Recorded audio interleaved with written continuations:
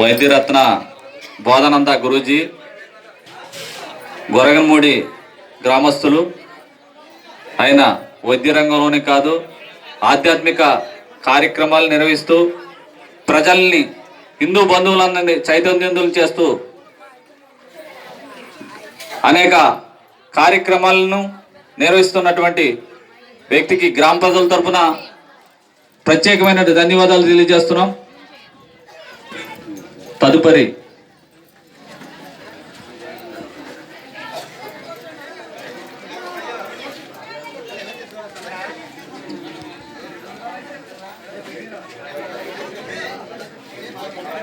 మన ముఖ్య అతిథి ఆర్ఎస్ఎస్ జిల్లా బౌద్ధిక ప్రముఖ్ దండు బాపురాజు గారికి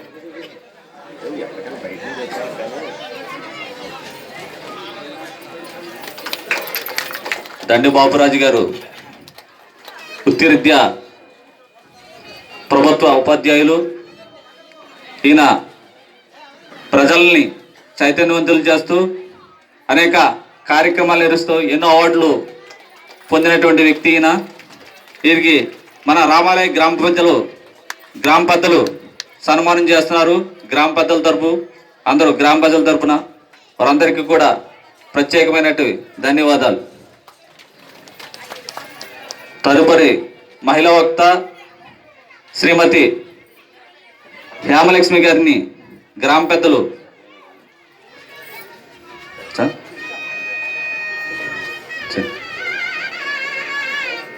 సామాజిక కార్యక్రమాల్లో ముందుండి మహిళలను చైతన్యపరుస్తూ అనేక కార్యక్రమాలు నిర్వహిస్తూ ప్రత్యేకమైనటువంటి గ్రామ ప్రజల తరఫున ధన్యవాదాలు తెలియజేస్తూ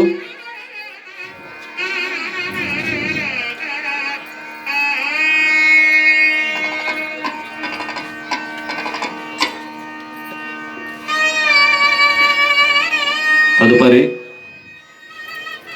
చిన్నారి బొలిచెట్టి చేతన గారంటే చిన్నారి చిరంజీవి బొలిచెట్టి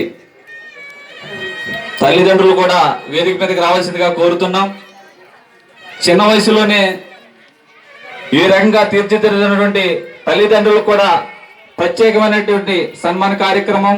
ఈరోజు అతి చిన్న వయసులో గిన్నిస్ బుక్ రికార్డులో పేరు సంపాదించుకున్నటువంటి వ్యక్తి, భారతదేశంలో ఒక చిన్న వయస్కులో ఉన్నటువంటి వ్యక్తి ఎవరైనా ఉన్నారంటే బొలిచెట్టి చిరంజీవి చేతన.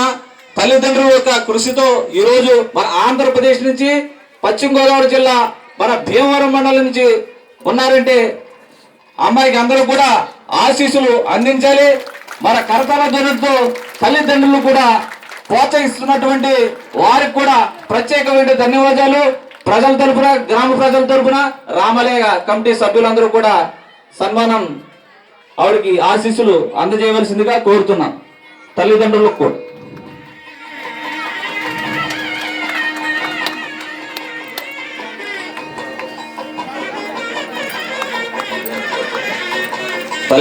కూడా రామాలయ గ్రామ పెద్దలు 5గురు కూడా సన్మాన కార్యక్రమంలో పాల్గొని వారి యొక్క కృషిని